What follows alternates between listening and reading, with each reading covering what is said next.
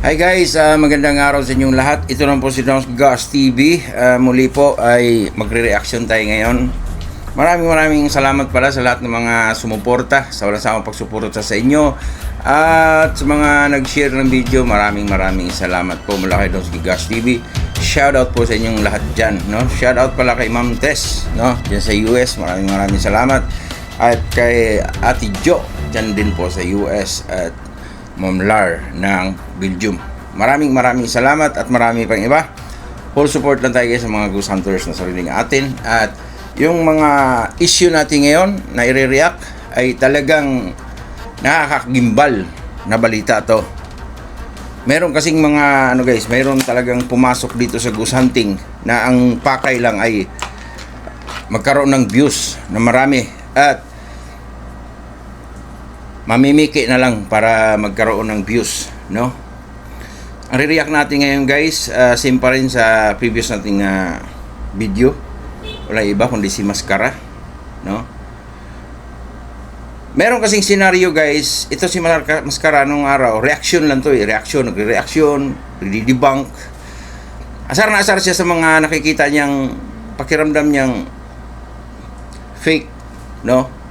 Pero nung pumasok siya sa Ghost Hunting guys, napaisip siguro siya ba na matagal na siyang YouTuber, 2014 pa, hindi talaga umuusad yung niya, yung subscribers niya. Saglit lang guys Hindi talaga umuusad yung subscribers niya. Kaya ang nangyari guys, naisipan niya na mamiki ng video. Oo. Para mamangha yung mga viewers at hahangaan siya. Mamiki siya ng multo at gumamit nga siya ng tao dito guys na gawin niyang multo. Kaya lang nagkaroon ng bulilyaso, no? Nagkaroon ng bulilyaso guys at kumanta. At yung kaibigan niya na si Rivery, galit na galit siya namimiki. Shout out kay Rivery dyan. Ang galing ng tao na to guys, no? Kasi mantakin mo si Mascara, may kartada to may kartada talaga to, mautak, matibay din magsalita. Pero pag si Rivery ang nagsalita guys, takot na takot siya, no? At napaamin pa talaga niya na yung video niya ay piki. At itong mapapanood nyo ngayon guys, isa tong senaryo ng nagharap-harap na on live. Nagharap-harap na sila, pati yung ginawang multo ni Mascara. Kaya mag-ingat tayo guys sa mga ganitong mga content, no? Napaka matawag natin walang hiya yung mga ganitong content na nanluluko ng tao. Tingnan nyo guys panoorin nyo.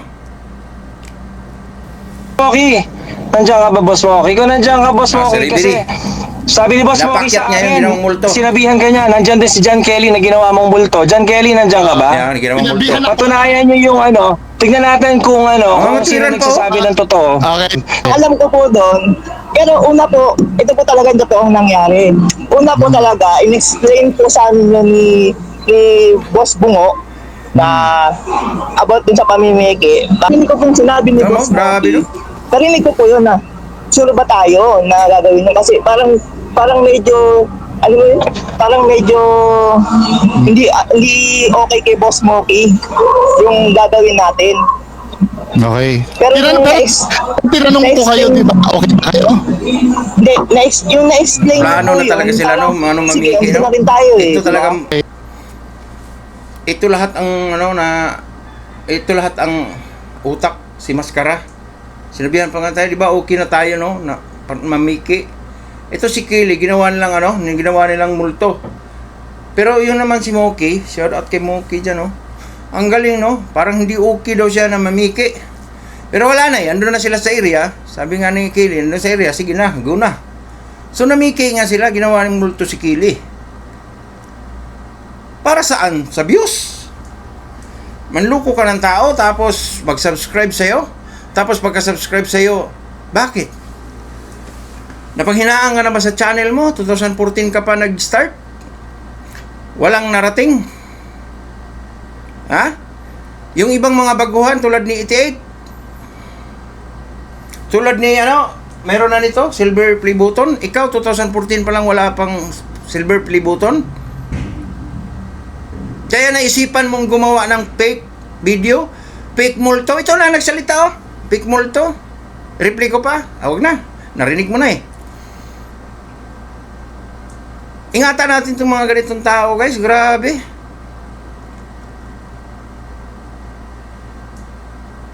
Umamin eh. Napaamin ni Rib na gumawa nga sila ng fake video. Ang galing ni Rib, no?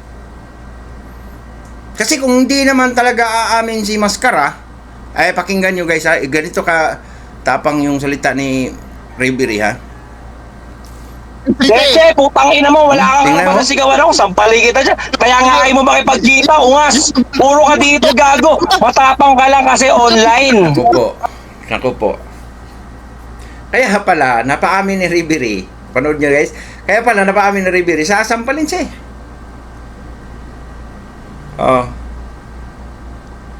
Asan ang angas mo ngayon? Si Just Clint, iyak na iyak ka nung araw kasi si Just Clint, pikim-piki ka. Tumaas yung views ni Just Clint, tumaas yung subscribers. Diba? Pero piki-piki ka. Piki naman talaga. Piki naman talaga si Just Clint. Pero pikim-piki ka. Pero ang ginawa ni Just Clint pautak, para hindi mo banggain, hindi mo i-expose dyan sa channel mo, nag-bless si Just Clint sa'yo. Kung ano man yung mga event na need mo help ni Just Clint, nandun si Just Clint. Sa mga live, nandun si Just Clint. Para hindi mo lang tirahin. Yun na ba? Dinala mo sa sarili mong play. Naawa ako sa'yo dito. Naawa ako sa'yo dito. Alam mo kung bakit ako naawa sa'yo dito? Panoorin natin ha. Alam mo kung naawa ako sa'yo dito? Tingnan natin yung pagmumukha mo ha. Naawa ako sa'yo dito. Tingnan mo yung pagmumukha mo ha.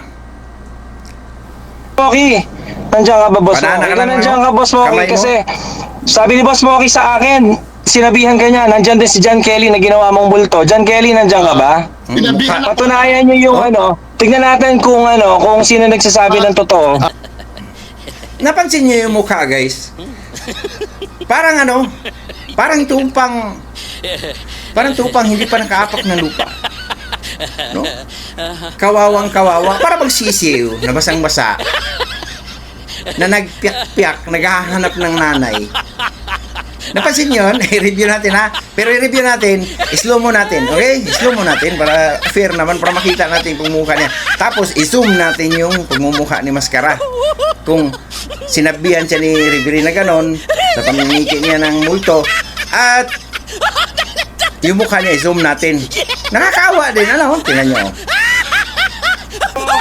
Tingnan yung mukha. Nandiyan ka ba, Boss Moki? Slow mo, slow mo. Boss Moki, kasi Kakawa. sabi ni Boss Moki sa akin, sinabihan ka niya, nandiyan din si John Kelly na ginawa mong multo. John Kelly, nandiyan ka ba? Sinabihan ako. Patunayan niyo yung tignan natin kung sino nagsasabi ng totoo. Grabe guys, grabe no. Natatawa ako na pero pinipigilan ko na lang ba sabihin naman kinugutya ko siya no. Pero dito Brad, parang basang sisiw no na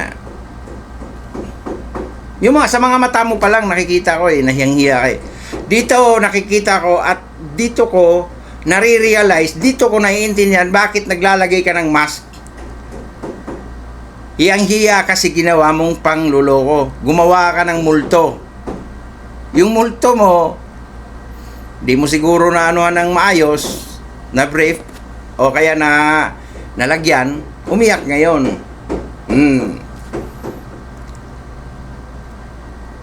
Brad, baguhin mo na yung style mo. Baguhin mo yan, Brad.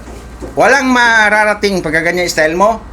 Diba? Ingit-ingit ka, maninira ka sa iba. Halos inaraw-araw mo, anuin yung mga video ng iba. Tapos, ikaw pala, isa kang damuhong. Namimeke ka ng video, gumamit ka ng tao para gawing multo. Hindi ka makadinay, nasa live mo na eh. Mismo sa live mo, Ipit ka na eh. Oh. Planado nyo eh. Yung pamimiki nyo eh. Huwag ganun, Brad. Huwag ganun. Sabi ko sa'yo, 2014 ka pa nag-YouTuber, ang subscribers mo, 20,000 mahigit pa lang. Sabi ko sa'yo, Brad, kahit matapos tong taon na to, hindi mo pa maabot yung 50,000 subscribers. Sinong magsasubscribe sa'yo? Ha? Gagawa ka ng maraming dami account. Ha? Wala. Ang payo ko sa iyo, Brad, gumawa ka ng sarili mong video, no? Na nakakahanga. Pero yung maninira ka, na may personal ka ng tao, tulad nilang 88, sinabi ko nga yung mukha nga ni 88, hindi makabasag ng pinggan. Diba? Huwag ganun, Brad. Walang mararating yung mga ganong tao. Diba? Di ka naman siguro pinalaki ng magulang mo na pag may binili ang kapitbahay mo na refrigerator, may inggit ka. May binili na TV, may inggit ka. Oh. Pareho lang yan sa nagtayo ka ng tindahan. Ang gilid tindahan, kukunin mo yung mapaninda nila, sisiraan mo. Ididimo mo ron, sisiraan mo. Alam mo na yung ibig ko sabihin. Huwag ganun, Brad. Di ka ba nalalaswaan yan na on live, on video, nakuna ng video, ang pag-amin mo? Pag plano nyo, eh, yung ginawa mong multo. Ni Kili. Oh. Tapos yung mukha mo. May pinta naman ang mukha mo. Pero, para kang basang sisiw eh. Ano mo basang sisiw? O kaya tuta na basa din. Iyak ng iyak, naghanap ng nanay. Ngayon ko naintindihan, kaya pala mask ka ng mask kasi nahihiya ka sa pagmumukha mo na gumagawa ka ng multo. Alam mo, bro, payo ko sa'yo, huwag ka nang pumasok ito sa gusanting.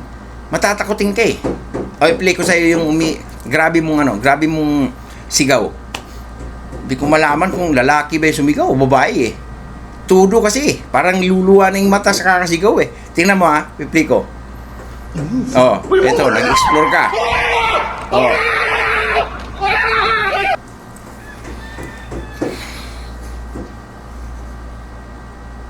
Ano nangyari?